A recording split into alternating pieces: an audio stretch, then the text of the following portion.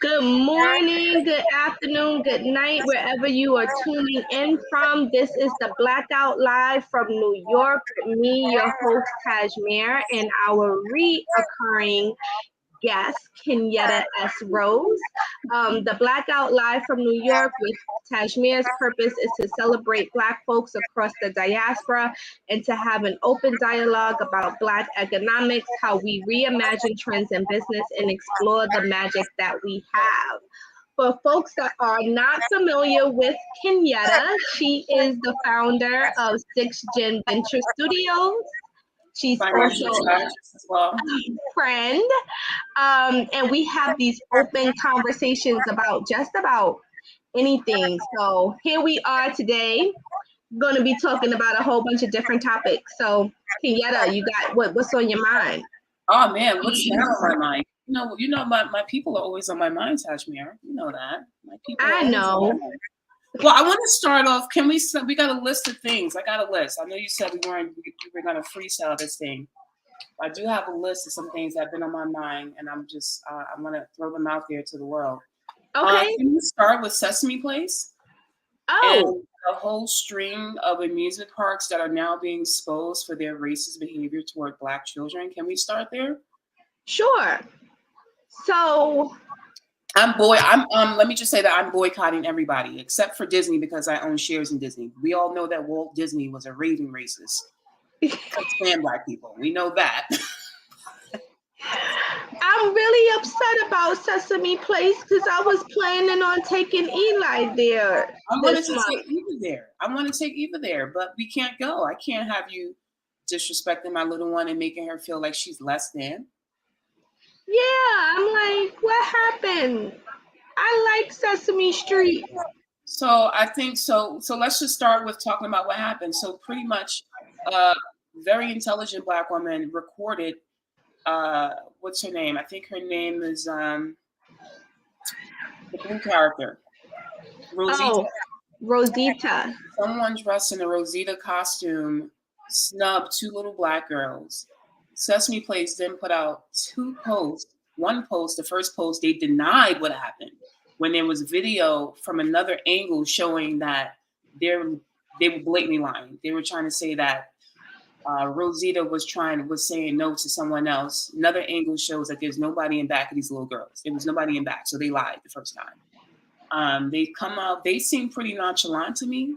They seem nonchalant. Like I don't feel like their apology is genuine. I don't feel okay. So Sesame Place is owned by SeaWorld, but they're licensed. They own Sesame Street has a license, the brand Sesame, whatever, to them.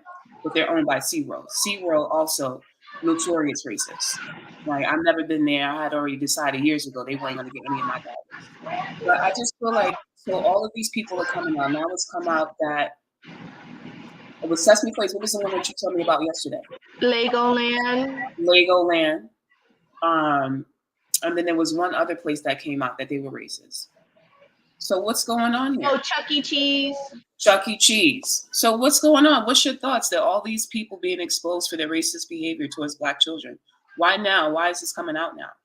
Well, let me say I'm very disappointed because, as I said, I was excited about going to Sesame Place, excited about going to Legoland. I'm not a very big Chuck E. Cheese fan, although I have been there for some kids' birthday parties in the past. But like I shared with you before, I think, America is known for racism being in the fabric of what we do and how we do.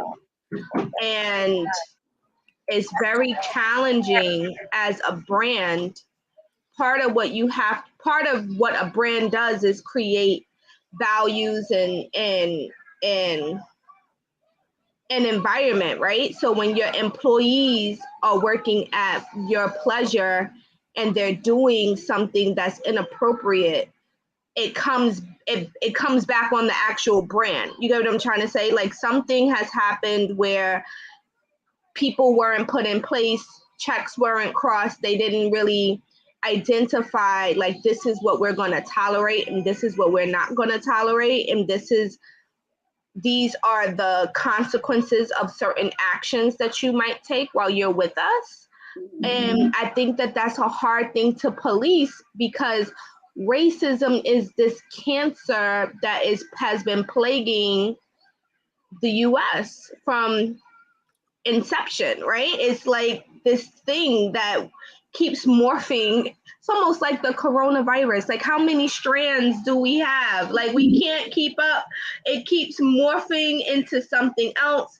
It's hard to detect because, you know, some people can fly under the radar and they can, like, you know, be selective racist, right? Like, they can appear that they're not, and then, like, wow, you get hit in the face with something and you're like, I didn't know that's how you really felt.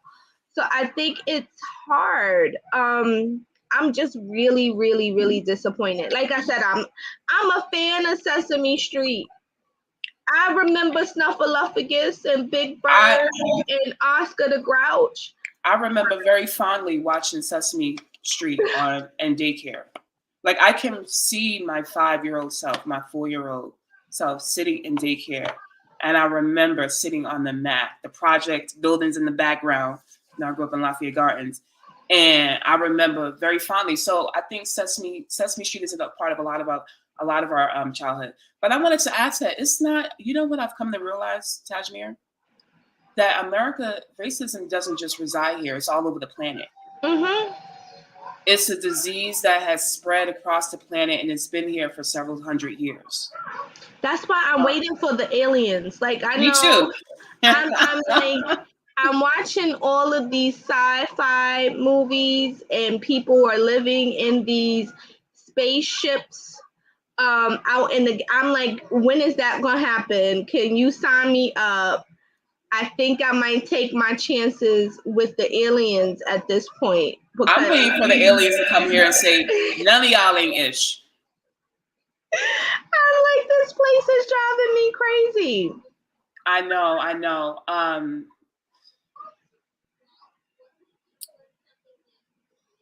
Like I said, I've become aware that it's not just here. And it's not just white people who are racist. It's everybody. It's Hispanics. It's Asians. Asians practice racism. I'm going to say this. I hope I don't, whatever. Some of my roasts, I told you about my experience at Penn State. A lot of people don't know about this, but I experienced I had a very racist and traumatic experience that was perpetrated by an Asian woman. I had an Asian landlord that was really, really, really, really mean. I'm talking about nasty. One missed payment, one late payment, not one miss, but one late. And I mean, this lady went off on me. So it's not just, I think white people have received the trophy for racism, but it's not just them. It's everybody. It's everybody.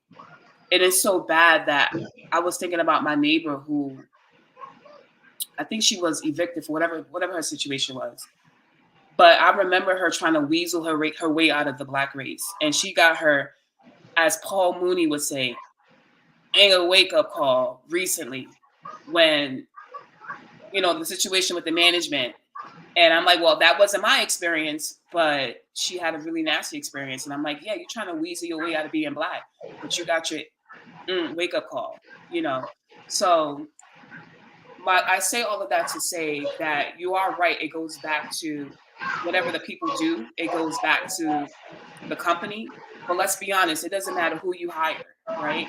Whether they're white, Asian, how do you know that this person isn't practicing, that they aren't racist? Like, you can't control that. That's just a person's being. How do you control that? It's hard. How do you police that? To know that and to understand. And, you know, as a business person, that's something that I am concerned about. Because, you know, like, there's all this talk about diversity and inclusion and all these policies and all of this rhetoric, but at the end of the day, you're hiring a person, not a robot in most instances, right? And so how do you sift through, like, the care of a person to make sure that this person is in line with your values that you believe, that you set forth? And there's so many different ways that you can offend and be offensive to other people, right? But again, when you're working at the pleasure of another entity, that entity takes the responsibility of your actions, right? Because at the end of the day, the company is who is employing you, and you're doing this on the company's time and the company's location.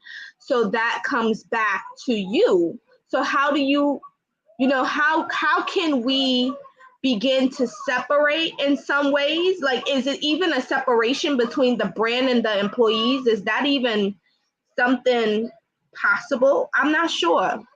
I mean, listen, the only way you can't, racism is something that's taught in childhood. And I see it with my own eyes, how early children learn it. So you're asking, how do you police people who've been literally programmed to behave a certain way towards a group of people? I don't think that's possible. I think what you do is you hire people. There's certain questions you legally can't even ask, right? And what you do is when you see that kind of behavior acted out upon children, you fire them. That's it. There's no need for these fake apologies. You just fire these people, and if you let that be the precedent for how you treat employees, or how you carry out the consequences, and people see that, they just won't work for your company. That's I can't see how you, because how do you police, how do you determine in the hiring process whether or not a person is racist? It's very impossible to do that. But what you do is you let this be an example. You fire that person. You say, hey, you do the cakewalk. Listen, this is the person's name. This is who they are. Or maybe you want to protect their identity, and you just let it be known that you fired them, and you let that be the precedent for how you deal with your employees, and people who are like that, which this will work for your company. I can't think of anything else. Do you have anything? You gotta smoke them out, right? You gotta smoke them out, and you gotta set an example of what you tolerate. If Quan were here, Quan would say we need to start building our own ish. And he's Quan right. would also say to beat people. Let's just be clear. Quan is very into. Quan is like, just beat them. I mean, speaking more realistically, right? Because I know I'm not built for prison. I don't know about anybody else. I'm not built for prison. I'm not gonna last. And we know that's where folks are headed if you do that. I think long term, Black people, we really have to do a reversal of what we were taught in civil rights about integration. Martin Luther King, little white boys, little white girls. We got to get out of that mindset, and we got to start take on I'm chuckling because we have had a lot of discussions about how you are so over this "I have a dream" rhetoric. I'm so over it. You're so over it. You're like we were led down a fallacy. You're so done with it. Little white boys, little white girls. I mean, when I hear inclusion and diversity and racial equity and social equity, economic equity, I'm over it. Who wants to be equal? Everybody wants to be a winner. Who wants to be equal with Black? Like, who wants to be equal? Dr. Claude Anderson, he has the best definition of racism that I've heard to date in his book, Powernomics. And he talks about it in, I think it's probably in the preface. He says, race is not really about color. It's been reduced to that over time, but it's really about resources and economics at the end of the day. So when you talk about being equal, you talk about equity, those things fly in the face of what it means to be human beings on this earth. From the time we've gotten here, we've been fighting for resources. So when you talk about equity and inclusion, that flies in the face of logic, because at the end of the day, it's about what race or what groups or what countries are faring better economically. And when you tell people to be equal, you're kind of asking them to give you a handout. Well, I think that we are confused about certain terms, right? Because wanting to be equal to me speaks of socialism, right? Like, but that's not where we live. So I think that is also an idea of like saying something is one thing, but also wanting results of something else, right? Of like, it's always confusing to me because I feel like a lot of the challenges, and I can only speak about America because I've only have lived here, but Right. a lot of the challenges that we have are social challenges, right? But we say that we are democracy, but a lot of the solutions are more like socialist solutions to something. So what are we are we trying to be a social democracy? Are we like, I'm a little confused about what it is that we actually want. Like a lot of the political arguments and debates are around civil rights, but we never have a civil rights president, right? We don't have anybody that runs on the platforms of civil rights, right? So we are saying that That's a really good point. these are the challenges that we're having. A lot of the challenges that people and cultures and folks are having are civil challenges, but we never have a civil platform. Like what does that platform look like? So it's like we want a solution, but the way that we go about the solution is like nested underneath something else. So it's confusing to understand like what are we really asking for and what do we really want as just as a human people. Like what do we want? Well, wait, hang on. Can we do this? You tell me, what is it that you want? Well, you know what I want. What do you want? I have told you, I think this week, I just want to be great. I just want to live my life in the ways that I see fit. I want to produce amazing work, and I just want my work to be great. I don't want to be known as a great Black business strategist. I don't want to be put in a box. I just want to be the best across everything. I don't want to be the best Black person that does this thing. I want to be the best in general. That's just it. That's like what I am aiming for. And I feel like because a lot of everything that we talk about is so racial centered, it almost sometimes takes away from the greatness that you're already doing. Because it's like, it's almost like, oh yeah, that's good for a Black person. It's like, no, my work is just good.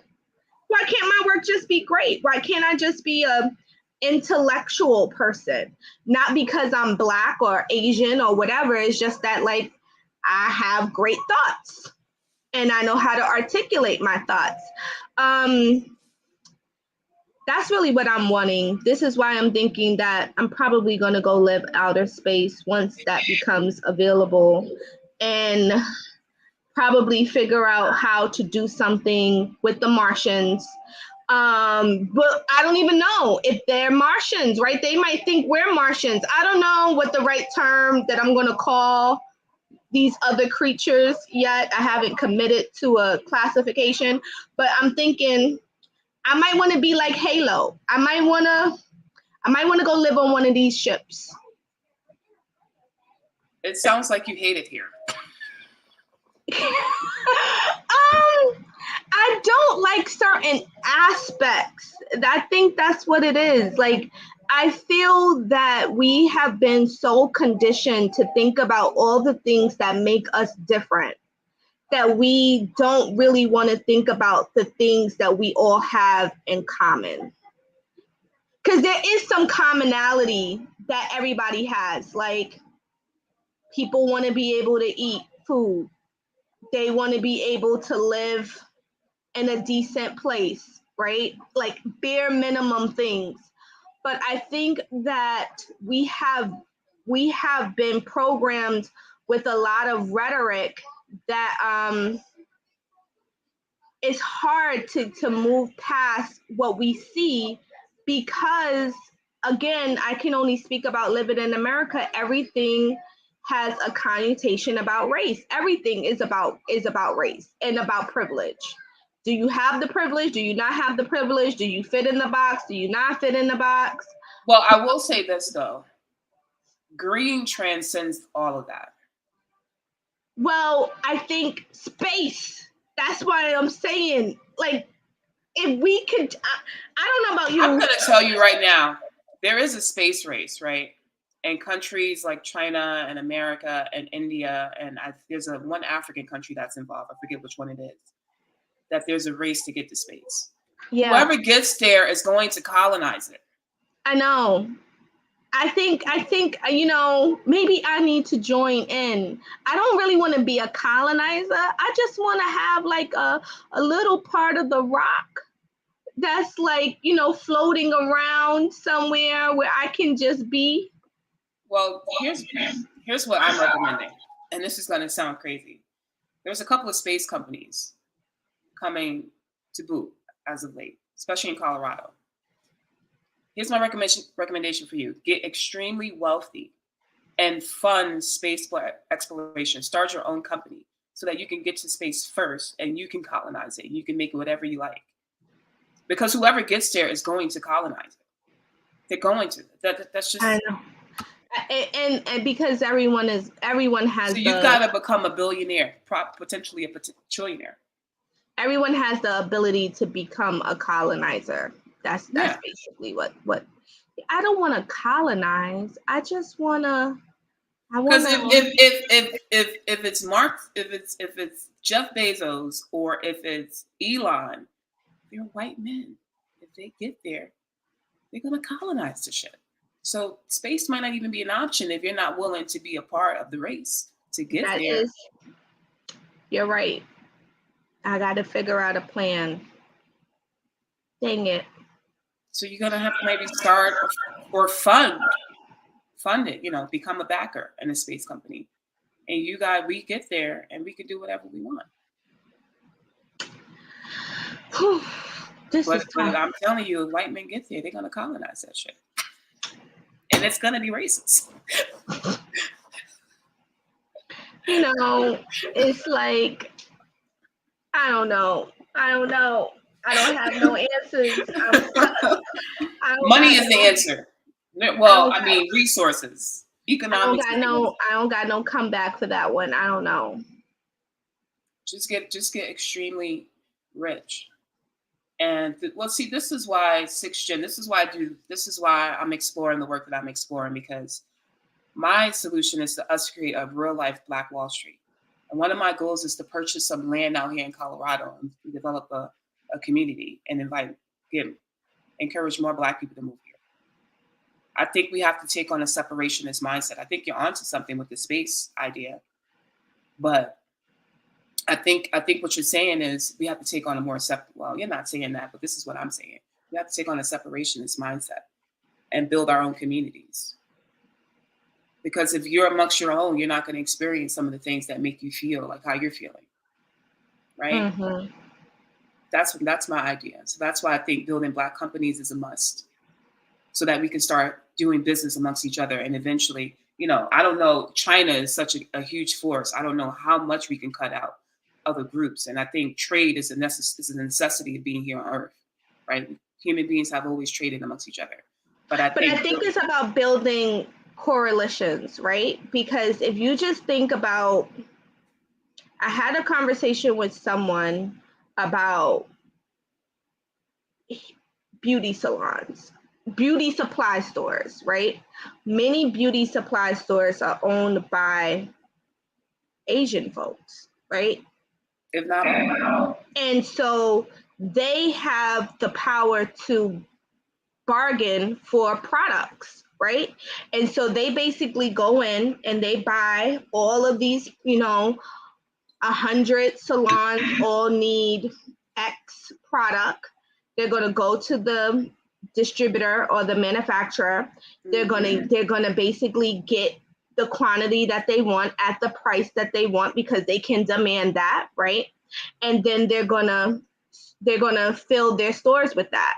Now, if you aren't part of that coalition, how do you get your goods? It's almost like, how do you operate? I think that we also have consortium. Is that what you're saying? A consortium? I think that we have to start operating in that kind of way too, right? Like if we know that a lot of Black folks get into food and beverage, and we know that, in order for you to make your sauces, you need to purchase a certain quantity of jars and a certain amount of sizes. If we can somehow get all these Black businesses to join a consortium, right, of saying like, we are all going to purchase from this one place under this one account, and we're going to go to the distributor and we're going to say, we need 1 million jars and we want to pay 0.5 cent or something like that. I don't even know if that's possible, but this is how much we want to pay, and we're willing to purchase at this rate and this frequency. I think that starts to correlate demand of spending power, because now it's not you going as an individual, right? It's like you going in a group. And I think that we have to start thinking a little bit smarter about how I don't think it's just simple enough to say Black people need to just open up businesses. I think that we need to be smarter about how we work with each other and how we complement different services that someone is doing. Like, stop working in silos. I think that we need to say, in our example, you are starting a fund. I am not going to start a fund. Why? Because I'm running programming that's parallel to VCs and funds, right? So now if I have someone that says, hey, I need to raise money, I can now refer that client to you because you have a fund. I think that we have been operating in a way that one person has to do all the things, instead of operating in a way that is more of an ecosystem building. We haven't began to build out our ecosystems of how we do business and the ways in which we're going to do business with each other. So it's not as simple as to just start businesses, because what if you have everyone is starting a fund, but no one has but then now everybody has a bottleneck of where they're going to get the clients from. So now you're competing for clients instead of saying this fund is going to be earmarked for this industry. Another fund is going to be earmarked for this industry. And then we have the service providers that are providing different services, and they're going to funnel. Now you have created ecosystems that operate in a way that really work efficiently and generate money and capital. I think we haven't been building businesses smartly. I think everyone is just, I'm going to get an LLC and I'm going to do my own thing. I would agree with that. I would like to see us starting to really focus on ecosystem building and identifying what is missing in an ecosystem, and are you a solution to that, or are you like a half of a solution, right? Like, I mean, even if you are half a solution, can you play a role, and what role is that going to be, and how are you going to work with other folks? That's what I think the challenge is, because I do feel that there are a lot of people that are starting businesses, but a lot of people that see it all as competition, right? And I'm willing to do anything to win, but it's like winning at what cost? Because I know that I have worked with some Asian businesses, and it works just like this. One person owns a printing company. You can go there, you can get your booklets printed, you can get your graphic design, you can do anything that requires like printing services, right? But if you ask this one person like, hey, do you do t-shirts? He says, no, I don't do t-shirts. My cousin owns a t-shirt business. I will refer you to my cousin. I'll get your graphics together and I'll refer you to my cousin, and you can go and get your t-shirts printed there. How are we creating that kind of ecosystem? I hardly ever see that, because I see that we want to do 100 of the things. You ask someone what they do, they're not going to say, I do this. It's by the time they're finished, you walk away and you're like, I still don't know what you do, because it seems like you do the whole alphabet. I don't know what your core competency is. You do everything underneath the sun. So how can you refer? I think we've had to take that on because so many of us have had to create multiple streams of income because you're generally starting from nothing. We've had I agree, but I think that that's not the smart. I don't think that that's the smartest way to function. If you're trying to function in a way that becomes a competitor with another sector of people that are functioning in ecosystem building, and they have their ecosystems together, and they know where they get on and they know where they get off, they are working in a more smarter kind of system. Mm-hmm. Because not one entity can build all the connections and all the resources and have all the things. They have figured out how they plug in, and then they spur other businesses because they are doing what they need to do so well. They're able to create another something really quickly versus one person doing 100 things. Maybe you're doing it decently, but not well enough to with your competition. So if someone's going on quality, they might go to your competition because they feel like your competition has the quality. You just have the quantity of everything that you can do. How can one person that does 100 things create another business? Like there's no way that you can really do that. No, I agree with that. I agree with that. I'm also thinking about the Jewish community. Like I've noticed that there's always a profession, right? Like how you're saying. And I was noticing that from childhood. I feel like you'll see like a dentist that's been in the family for years, or you'll see like Sanford and Sons Moving, or something and something Son construction company, or flooring, or there's always like an and son, or something that's been passed down through families. One thing I noticed with us is you don't see that. Last time I seen a company, a Black company that said and son, it was on TV. It was Sanford and Son. To your point, you're right, you can't do anything. But one of the advantages that those groups have over us is there's a memory of entrepreneurship in their family.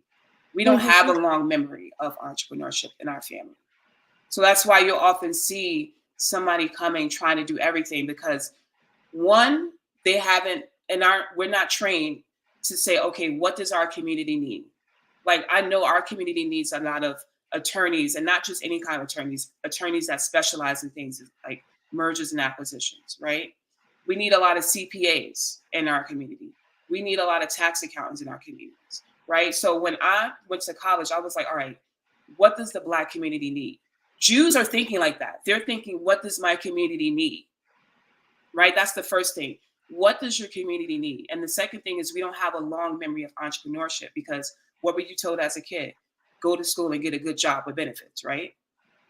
So we've got to start thinking about, what do we start? It may not happen in this generation. And you're right. We have to start thinking more like an ecosystem and thinking more collaboratively and stop working in silos. But also, why have we had that problem? One, when you think about what you're going to do in your profession, think about what your community needs. Because we're the only group that thinks, what does the world need? Right? This is my personal opinion. I think that people, first, they're thinking about working with each other, and then they're thinking about doing business with the world. I think we're backwards. We're always thinking about, what does the world need? We got to start thinking, what does community need? Because that's what I did. I said, I'm going to study accounting. I'm going to pursue a CPA license. This is 20-year-old me. I'm giving you 20-something-year-old me. I said, okay, the Black community needs people that specializes in numbers. So I said, I'm going to study accounting. I'm going to get a CPA. I'm going to get my CPA license. I deviated from that plan. I'm now getting back on track with that. We got to start thinking, what does our community need? And we got to establish over time a memory of entrepreneurship so that you can pass down businesses. And I think over time, we'll start to get that ecosystem. I don't think it's going to happen right away. You're right. I agree, but to tie this all in, I think one of the reasons why we haven't thought about what does our community need is because we bought in to being equal, and we were fighting to be equal in different rooms, because you'll hear all the time people say, I want to seat at the table, I want to seat at the table, I want to seat at the but table. Now people are saying they're going to build their own table. People want to build their own table. But think about how long you have heard, I want to be a part of this other group, and I'm working so hard to get the validation of another group by way of, and I was one of those people as well, by way of working at a certain type of company, by having a certain kind of title, by having a certain kind of paycheck, by living in a certain kind of neighborhood. So there has been a lot of like, I want to sit at this particular table because this validates, you know, how I value myself or how other people value me. But that meant that we stepped away from ecosystem building, right? Because we were part of an ecosystem where you could easily be replaced because it wasn't operating in the sense of someone invested in your business. Like we have spoken about, you know, how sometimes in the Jewish community, they will pull money together for so-and-so to start their own business. That's your community backing you on a business idea. So the community is invested in helping you to succeed. That's trust. And see it through, right? Yeah. We haven't necessarily been operating in those kind of ways.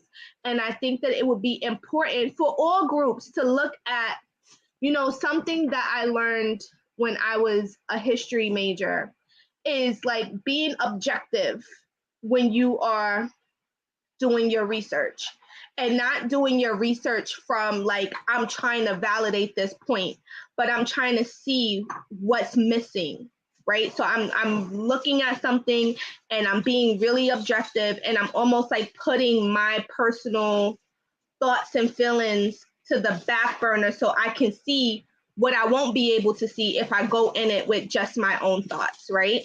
I think that all groups need to do that because there's learnings that you can learn, you know, best practices from how one civilization did something compared to another civilization and what you think you might want to do differently.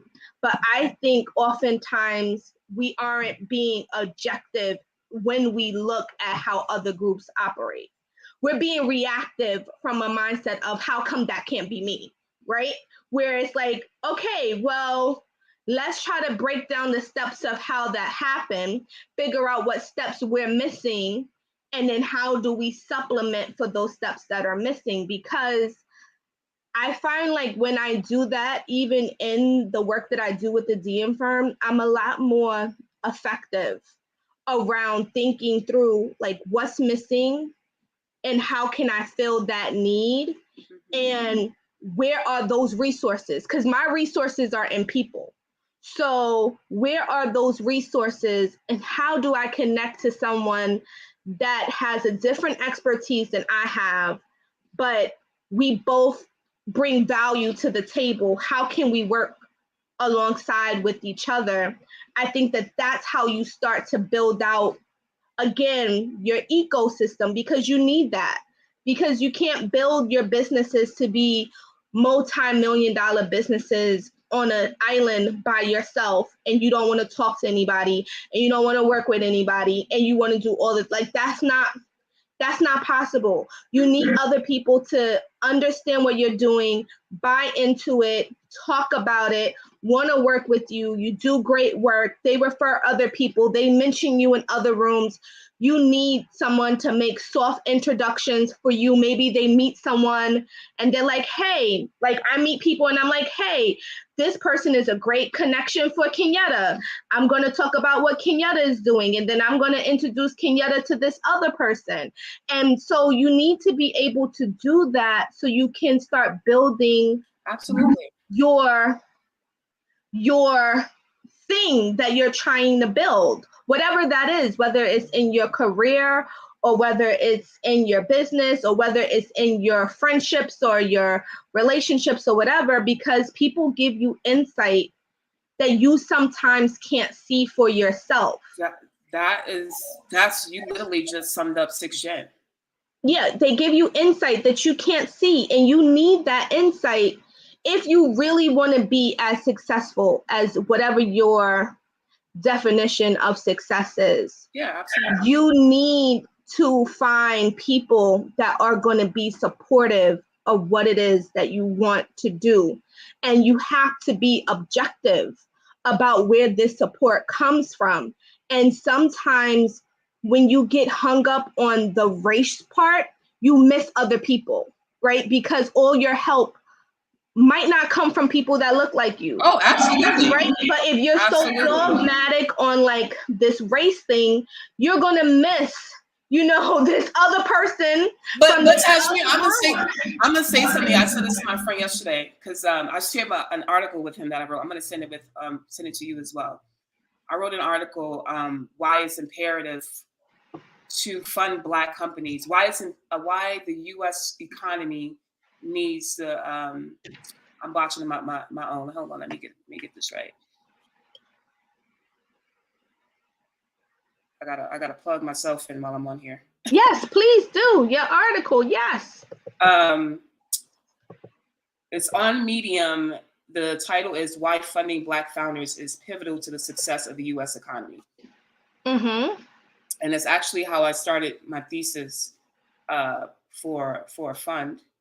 But let me just read the first half to you. And I'm going to tie it back to what you were saying about not being hung up on the race thing. In 1954, the Johnson Publishing Company, in partnership with the U.S. Department of Commerce, commissioned a groundbreaking documentary imploring U.S. companies to advertise their products and services to the Negro market. Up until that point, this segment of the market had been ignored. Why? Because American businesses had some very ill-conceived notions about Black consumers that were based purely on stereotypes. A few more lines. At the time, though, Blacks had a combined spending power of over $15 billion, a 150% increase from 1939. Black consumers' influence the impact on consumerism in America was such a powerful force that within 14 major US markets, a product could not become number one without Black support. And when I'm talking to VCs, I usually have them read that article. Mm-hmm. I do believe you're right. Yes, you are right about everything that you said. I will say this: I'm very hung up on race, extremely hung up on race. And my friend was talking to me. He's like, "Why are you so obsessed with it? You shouldn't do that." Blah blah blah. Whatever he was saying. And I said, "Look, when I walk into a room, even when I'm the only Black person in the room, when I start talking this shit right here, excuse my language, about this stuff like this and Black founders and Black consumers, I'm going to tell you, people stand up in attention. Like, people respect that. They respect that. People are tired of people pussyfooting around the issue of race, and people they're kind of tired of Black people trying to kiss butt all the time. I'm going to be honest with you. I really think that they don't want to say it, but people respect that pride when you come in there like, yeah, like they respect that. But I think it's a difference between being prideful and having a crutch, right? Like, I get annoyed every time like somebody's soapbox is always like, this is happening because I'm Black. Like, it generally most of the time it is. Sometimes it can be the case. But the reason why I get annoyed is because I work almost, I don't even want to say exclusively, but I have worked a lot with Black founders. Mm-hmm. And I have worked a lot with Black people. I have sacrificed salary to work in Black communities. You've done it with me as well. And I have sacrificed invoices in order to do this, right? And I find that sometimes what people think about us is a little true, right? I don't want to tell them. I don't want to be like, you didn't get that because you Black. You got it. You didn't get it because you lazy, right? Like, sometimes what people are saying in the ethers can be a little that Black people are lazy. Some of us are. Some of us can be They're a lazy tad white people. bit I went to school with lazy, some. and some people can be a tad bit entitled that I should just have this just because.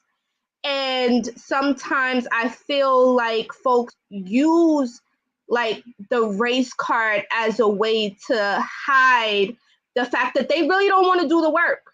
They really don't want to do the work. They just want to be a millionaire. If I tell you how many people have said, like, I want to be McDonald's, I don't really feel like I need to show up to my business. Why I got to do that? Why can't I just have a business and I just hire people from day one and they do all the work? Why do I have to do any of the work? McDonald's isn't sitting there flipping burgers. But do you think that's the majority of us or just a handful? I think that is a good population of people, because I think that a lot of people are feeling like this entitlement of, I thought it and I just want it to happen. And so I get conflicted if my experience has been working like almost exclusively with Black folks, and like a good majority of people keep coming to me with the same rhetoric. I can't like say, oh no, what sometimes people think about us is not valid, because they might be meeting these same people too that really don't want to do the work, whether the work is like studying to like pass some exam, or whether the work is to like build your business in a way that makes sense. There are a lot of people that do not want to do the work. And I think that it drowns out the voices of the people that really are out here working hard, which means that those people that are really working hard sometimes feels that they have to work twice as hard, because most of the people that don't want to do the work are super charismatic. They're the ones that's going to bust in the room, super charismatic, talk up everything that they want to do, and then you ask them to send you something in writing and they ghost you because they really didn't want to do the work. They just want you to just write the check because I sound good. So how do you make that make sense? I just sit in the room and I'm flabbergasted right now. I'm just sitting in the room and I'm like, I can't really. I mean, I wanna, but like what the people might be saying might be a little true. And but the Black founders that I've met when I started the circuit, I started working the circuit in 2019, telling people I wanted to start a fund and reaching out to both VCs and Black founders. I've met a lot of great Black founders. I'm not saying that they're not there. But these are people that call themselves founders, though. That's the difference. That's the difference, because a lot of people call themselves entrepreneurs, right? Yeah. And so I do think that the mindset of a founder is different than the mindset of someone that calls themselves an entrepreneur. And I said this a while ago.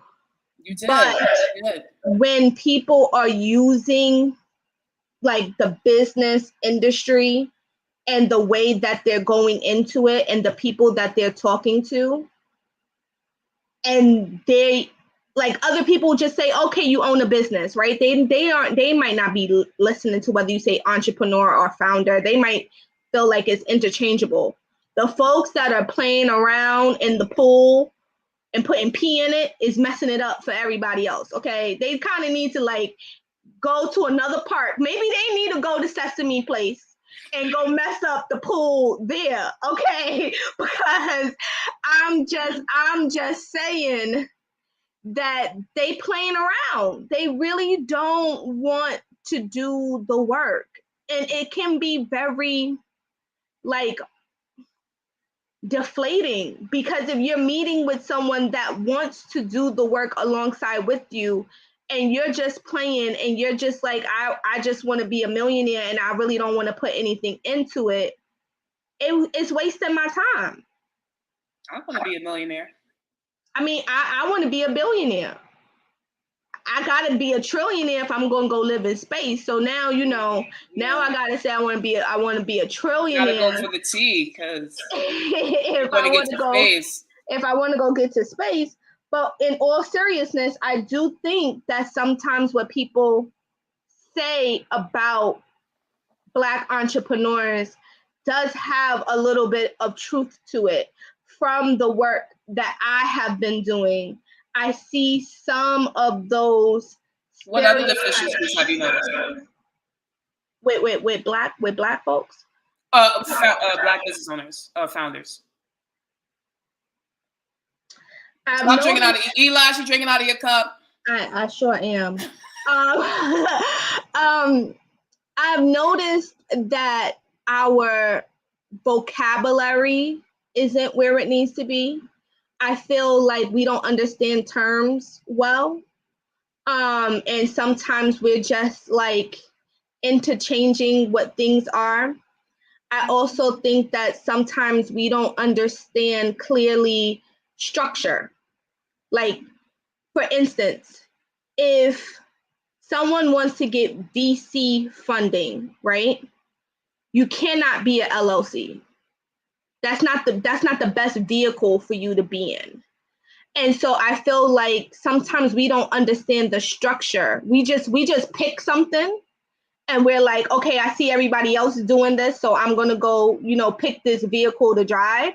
But that vehicle might not be the vehicle that you need to stay in. That might be the vehicle to start in, but that might not be the vehicle to stay in, to get the desired outcome that you want. And then if we're gonna just talk about VC stuff, I feel like people think that it's the same as a loan from the bank. They are not understanding that you need to have an exit strategy at all. They think that it's like, I'm gonna just pay this money back and that's more like a term loan from like a Bank of America, Wells Fargo, TD Bank, Chase Bank, or maybe a smaller bank, right? But that's not VC stuff. But let me ask you, are those people a part of your target market though? Like those people aren't a part of your target No, they're not part of my target market. They have been sneaking in there. They have been sneaking in because they've been sneaking in because as more Black folks get into the world of business, they start to hear about different terms. So while I focus on the business plan, that doesn't mean that my clients that are either starting or trying to grow, that they aren't hearing about VCs and they aren't hearing about valuations and they aren't hearing about other terms, right? They're hearing about it, and in some cases they want to explore that. But what is like good and bad is that YouTube gives a lot of free content, right? But it doesn't always mean that it's the best content. So then you'll have people that like study so much on YouTube that they think that they're an expert in something. And they don't want to listen to the direction of the person that's telling them what to do, or how to structure their business properly. So they wind up making mistakes. And another thing, and I'm just putting all our business out there, we can be a little transactional. Like we think networking and relationships is a transaction.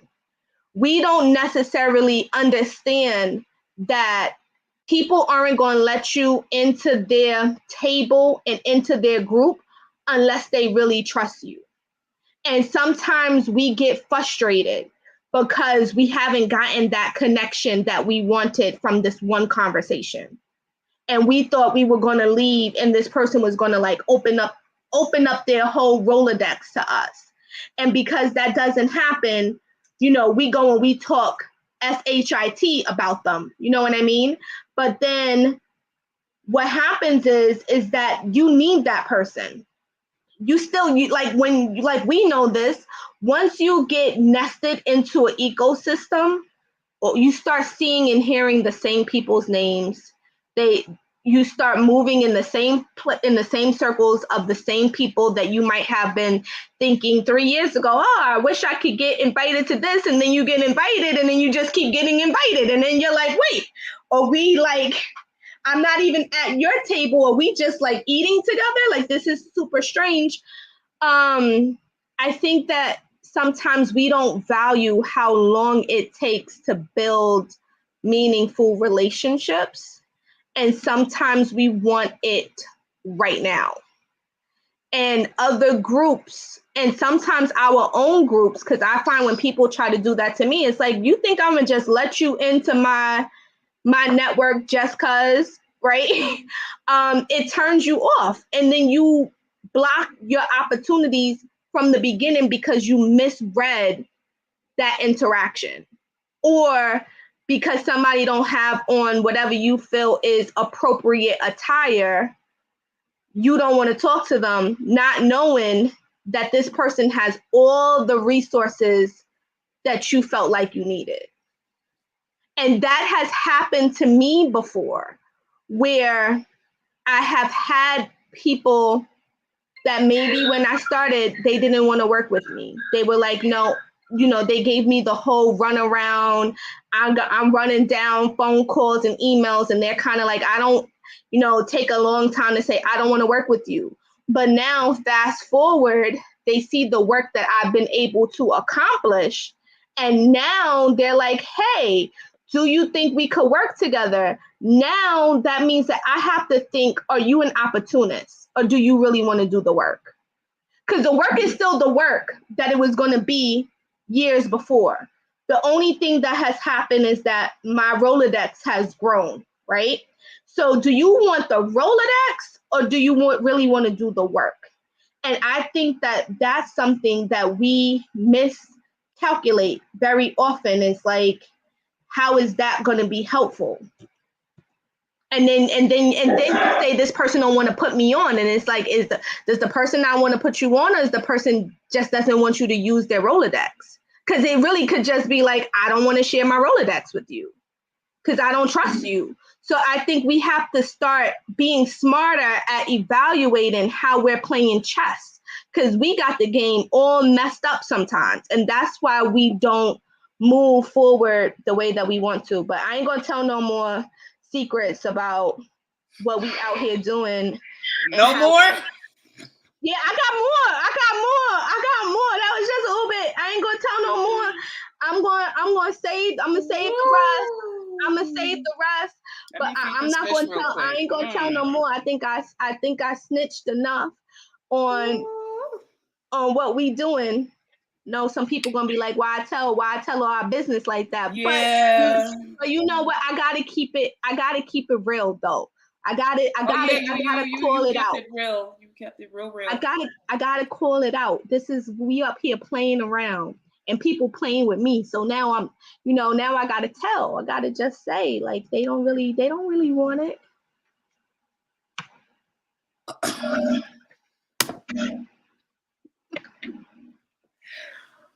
Oh, Tasemere, you are so beautiful, by the way.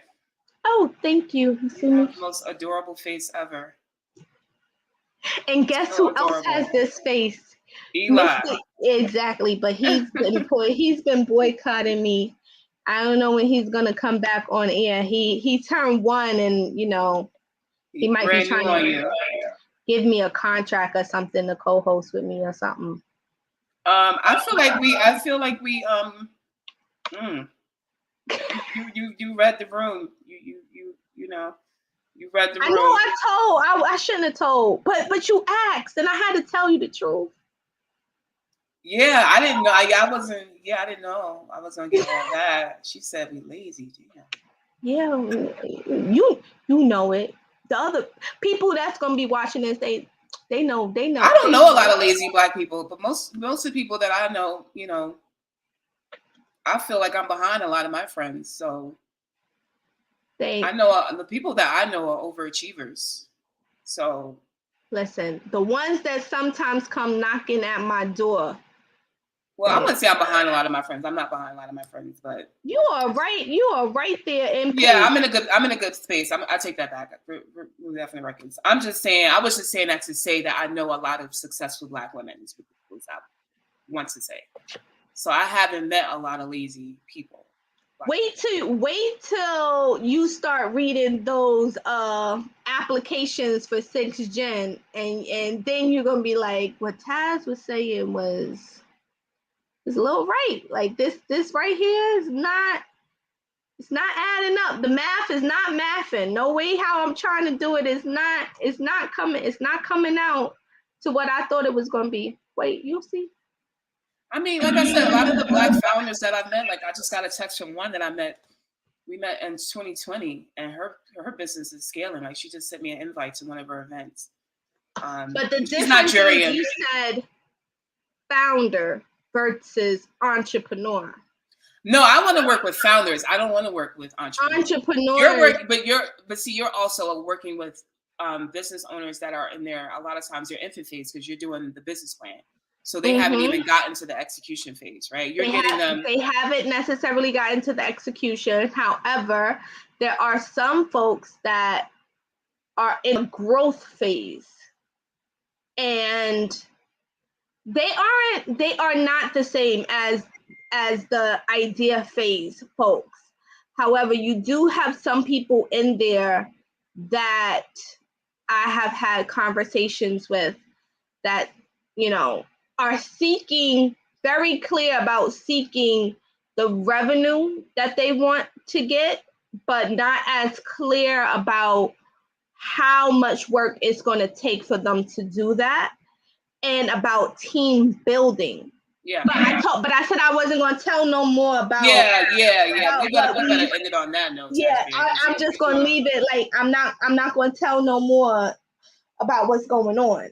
I think a VC that doesn't want to invest in Black founders is going to pull this video up and he's going to say, see, this is why. Listen. Hey.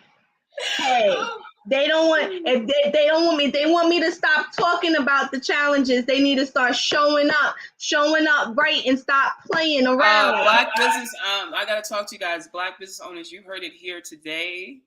Tasemere read you guys.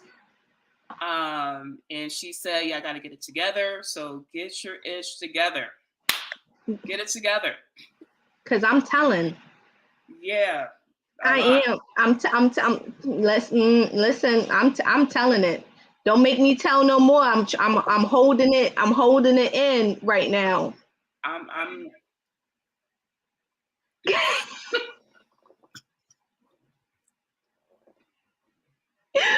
maybe I'll change my opinions. Perhaps I'll see some. I just hope when aliens get here, they don't contact you first. I don't know. I don't know. Don't worry. You'll be on the ship. I'll have my list. I'll say we gotta do these people here. The rest of them interviews. These are the questions to ask. Ask these questions. But I understand that's been your experience, so I won't. I understand. I'm not gonna take nothing away from that. Any final thoughts, words before we have to get the going? This is always fun when you're on the show. Yeah, my final word is Black business owners, y'all gonna have to get it together because Tasemere out here snitching in these streets. That's my final word. Well, I only snitched because you asked the question and you know I can't BS you, so that's why I told. Oh man, yeah, those are my final thoughts. And we're not going to Sesame Place. No Sesame Place, no Legoland, and no Chuck E. Cheese, which they're whack anyway. I mean, I don't need their share, so. Thank God. I think they're a public company, right? Whatever. They're canceled. So until next time, as you guys know, Kenyetta is our reoccurring commutator here. It's always fun having her drop by the Blackout. and we will see you next time. Ciao. Ciao.